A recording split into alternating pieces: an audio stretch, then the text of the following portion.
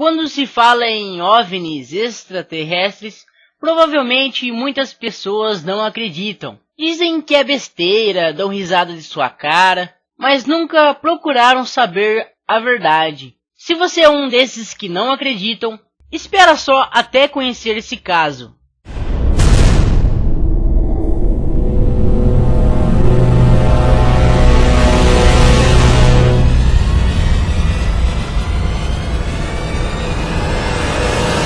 Considerado o maior marco de ufologia mundial, o caso Roswell foi o mais impressionante relato e a mais absoluta prova de encobrimento do assunto OVNIs do mundo. O caso já fez mais de 50 anos e continua sendo referente no mundo. Em uma quarta-feira, 2 de julho de 1947, às 21h50, o casal Wilmot estava sentado em sua varanda, em um bairro tranquilo de Roswell, quando observa um grande objeto oval cruzar o céu. O objeto estava incandescente e voava em alta velocidade no sentido nordeste. Ao mesmo tempo, William Wood e seu pai veem no céu um objeto brilhante indo em direção norte durante uma tempestade. O rancheiro Mac Brazel e seus vizinhos ouvem uma explosão nas proximidades de onde moram, a algumas milhas de Roswell. No dia seguinte, quinta-feira, 3 de julho, pela manhã, Brazel sai a cavalo para verificar os danos causados pela tempestade. Surpreende-se ao ver um campo de destroços de aproximadamente 4 km², onde encontra lâminas de um metal muito maleável, mas que sempre retornava à forma original. Vê também bastões de matéria análogo ao basalto, objetos altamente resistentes, impossíveis de serem cortados ou queimados. Brazel percebe que há sinais impressos nos objetos, desenhos de cor lilás, parecendo com um tipo de escrita oriental, talvez hieróglifos. Já alguns dias depois, no domingo 6 de julho, pela manhã, Brazel vai até o escritório do xerife George Wilcox, em Roswell. Leva alguns destroços na caminhonete. Ao ver os pedaços da suposta nave, o xerife envia alguns de seus subordinados para a fazenda para examinar o local do acidente. Chegando lá, não encontraram mais os destroços, mas somente uma camada vitrificada sobre a terra. No mesmo dia da visita ao xerife, Brazel concede uma entrevista à rádio local. No mesmo dia, às 1h da tarde, o major Jesse Marshall vai ao escritório do xerife em Roswell, com a finalidade de se encontrar com Brazel. Ele olha o material e decide visitar o rancho em que aconteceu o acidente. Seu superior, o general Roger Ramey, é informado sobre o achado e se comunica com o Pentágono. Às 19h, os oficiais localizam os destroços e seus ocupantes. Imediatamente chegam ao local várias equipes de resgate e escavação. Também participa do processo o arqueólogo Curry Oden, que ao fazer pesquisas sobre povos colombianos descobre os destroços por acaso.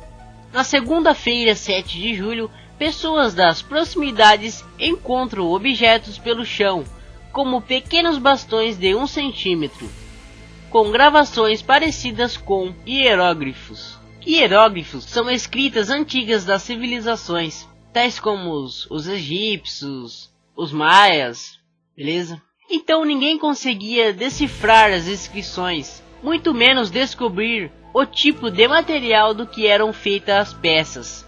Encontram também um pergaminho muito comum, além de fragmentos de folhas parecidas com alumínio, que não se amassavam. O mais curioso de tudo é que os objetos parecem ser indestrutíveis, resistindo a todos os testes.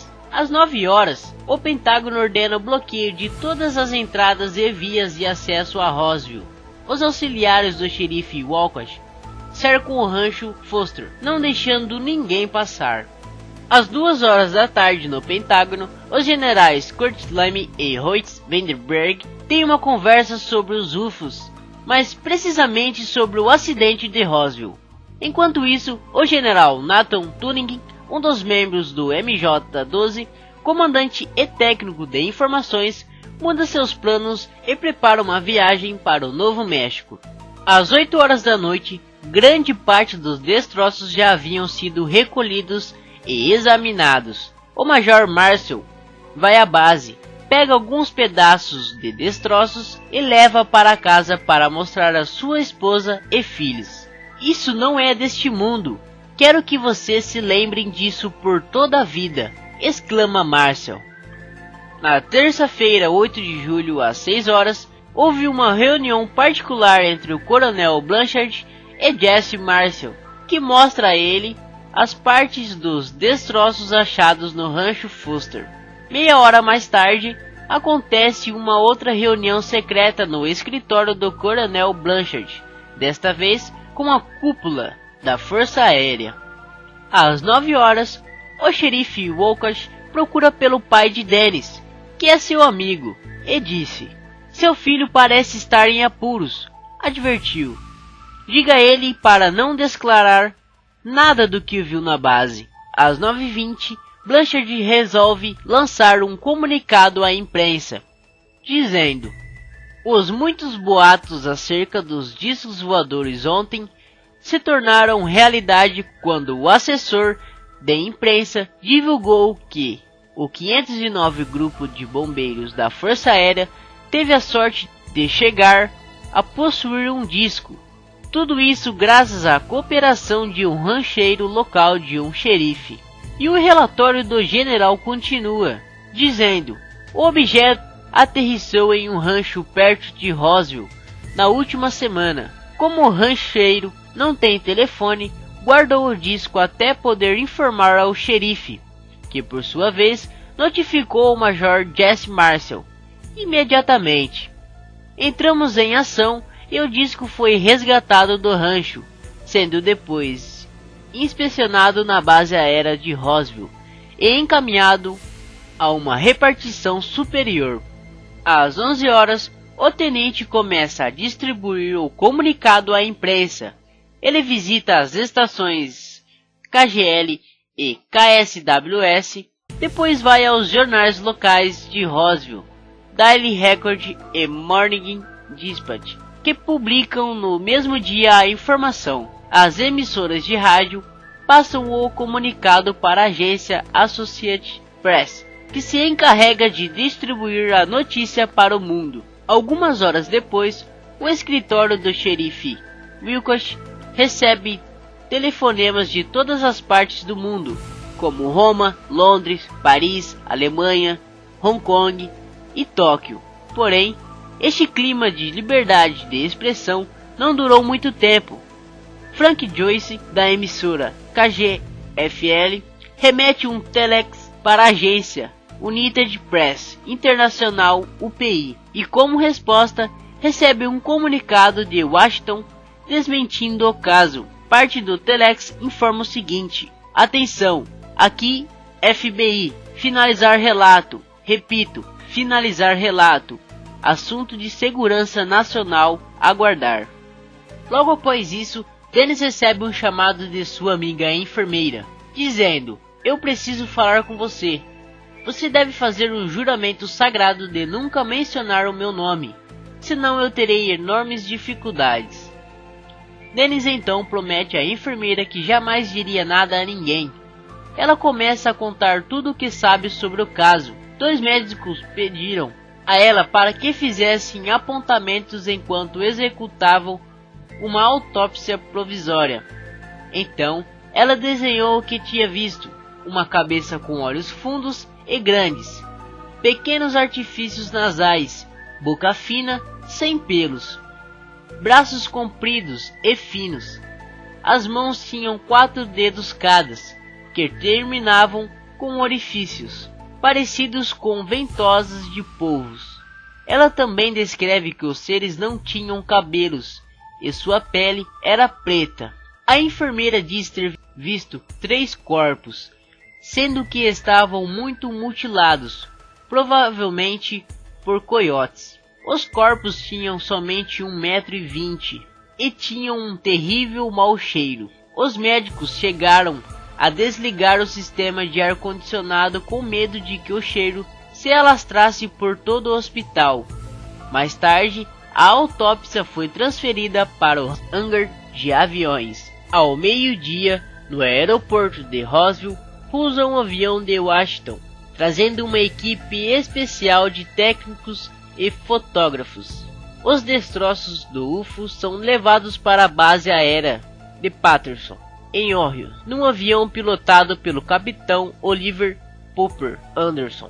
Ao embarcar, o capitão vê 3 cadáveres extraterrestres no hangar guardados em gelo seco. Ao meio-dia e meio, fotógrafos da empresa americana vão ao rancho Foster e se encontram com Brazel, que lhe faz a seguinte declaração: foi um erro notificar as autoridades. Se acontecesse novamente, eu não diria nada, porque isso é uma bomba. Os fotógrafos também encontram alguns oficiais que vasculham o campo de destroços.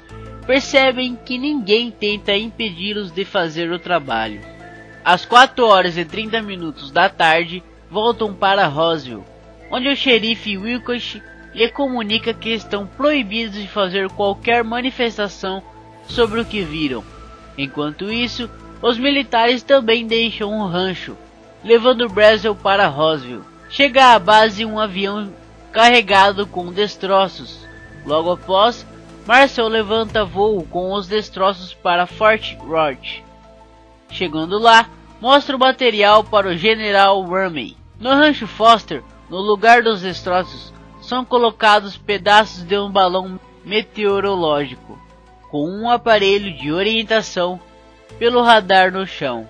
É montada uma grande farsa, em que Marcel é obrigado a admitir que o acidente com um UFO não passava de um engano. O que antes era um disco voador passou a ser visto um simples balão. Às 6h30, um memorando interno da Polícia Federal comunica ao FBI que a história do balão meteorológico não corresponde aos fatos. Brazel é intimado a comparecer na base de Roswell, onde recebeu orientações para desmentir tudo à imprensa. Brazel é obrigado a ouvir coisas como: olha, meu filho, guarde esse segredo com você, senão ninguém sabe o que pode lhe acontecer. A esta altura, já circulavam em Roswell os mais absurdos boatos. Um deles dizia que os homens vindos de Marte se acidentaram no local e que, inclusive, um deles ainda permaneceu vivo por um bom tempo, gritando como um animal, até a morte. Outros desses boatos dizia que um dos seres escapou do esquema de segurança e correu toda a noite pela cidade. Às 8h da manhã do dia 9 de julho, o coronel Blanchard sai de Roswell e visita o lugar da queda. Sua intenção é supervisionar o término do trabalho de resgate, pois logo entraria em férias. Quarta-feira, 9 de julho, 3 aviões de transporte C-54 são carregados com destroços. A ação é acompanhada por inspetores de Washington, que supervisionam o carregamento. As aeronaves, então, levantam voo em direção à base aérea de Kirtland, onde se encontra o General Turing.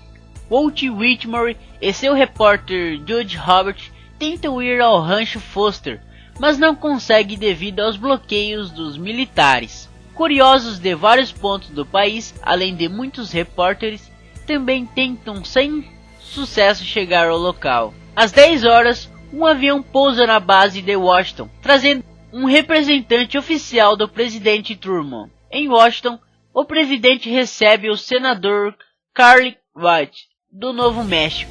Ao meio-dia, os cadáveres dos ocupantes dos UFOs são preparados para o transporte.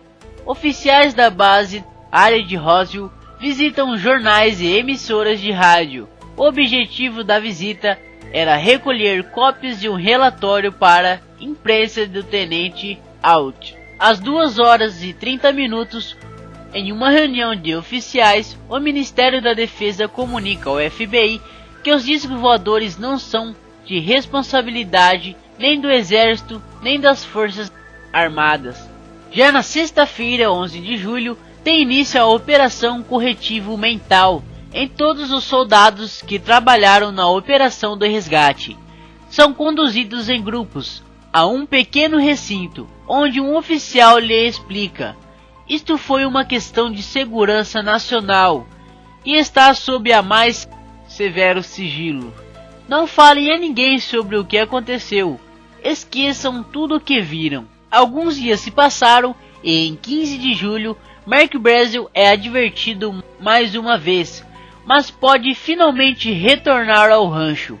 Embora antes da queda fosse muito pobre, retornou para sua casa com uma caminhonete nova e com dinheiro suficiente para comprar uma casa e uma fornecedora de gelo.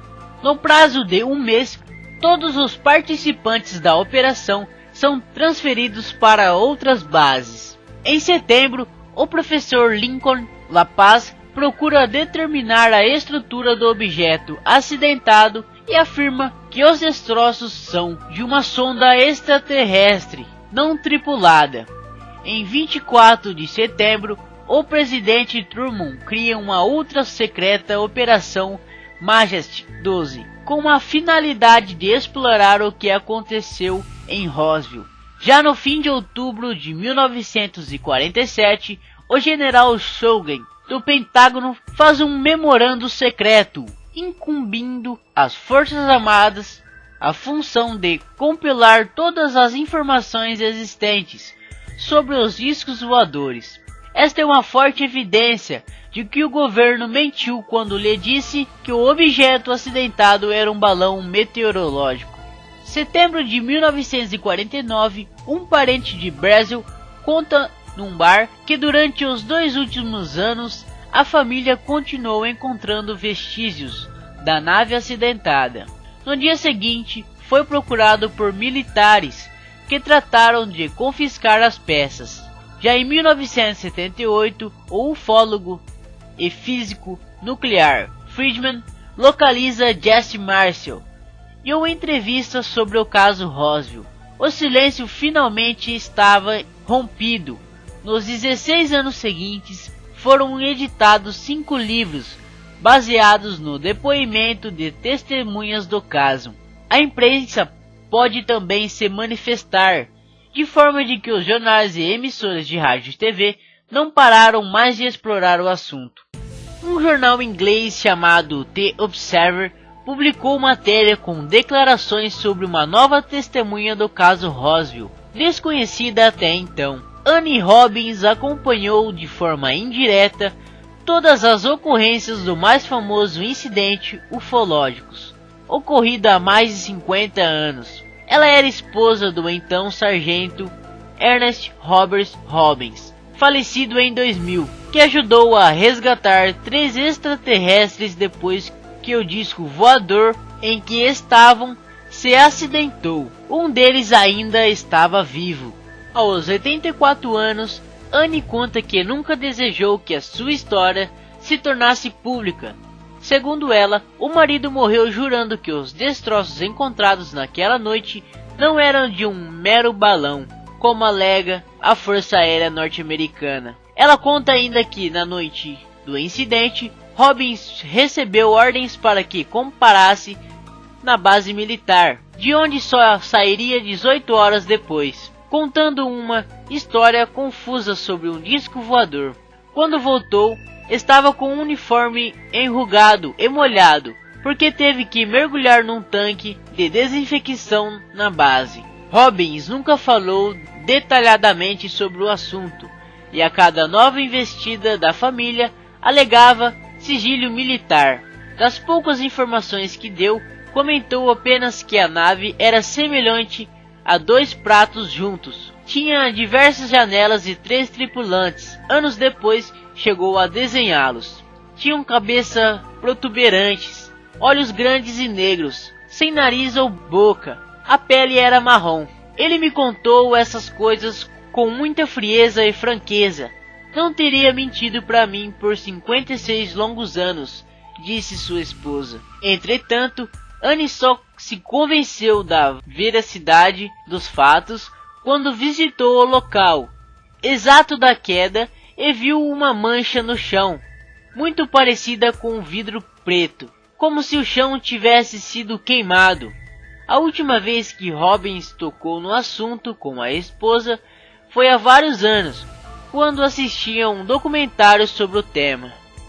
Em 25 de junho de 1997, com o caso Roswell fazendo 50 anos, o governo dos Estados Unidos dá uma nova desculpa para o que as testemunhas viram. Segundo eles, bonecos que eram soltos de paraquedas teriam confundido os aficionados por discos voadores com corpos de extraterrestres. Em 1994, a Força Aérea divulgou um relatório sobre o incidente de Roswell, segundo o qual a suposta nave seria um balão secreto para detectar testes nucleares soviéticos. Bom galera, fim de mais um vídeo. Se vocês não forem inscritos no canal, se inscreva-se, dá um like nesse vídeo, dá uma olhada na descrição, vê os vídeos anteriores e me siga nas redes sociais. Beleza galera? Falou!